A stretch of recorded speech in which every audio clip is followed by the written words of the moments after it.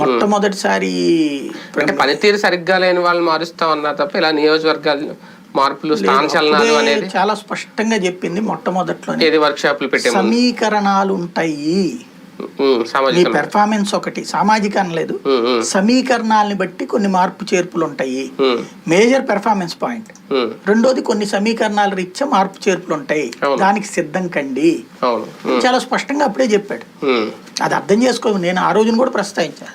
ప్రత్యర్థులు బలపడుతున్నారు, కూటమి కడుతున్నారు అని చెప్పి సడన్ గా అయితే నిర్ణయం తీసుకోలేదా? వాళ్ళు కడతారు అని ముందు నుంచి తెలుసు కాబట్టినే సమీకరణాలు అంటూ వచ్చాడు.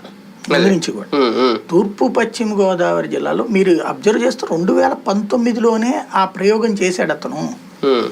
2019లోనే వీళ్ళిద్దరూ ఇంటర్నల్ గా ఒకటే అని నమ్మినే కాపులు ఉన్న ఏరియాల్లో, కమ్మ ఎక్కువగా ఉన్నటువంటి ఏరియాలో బీసీలని తెచ్చిపెట్టాడు. దానికి సాక్ష్యమే మార్గాని భరత్. దానికి సాక్ష్యమే రకరకాలైనటువంటి ఈక్వేషన్స్.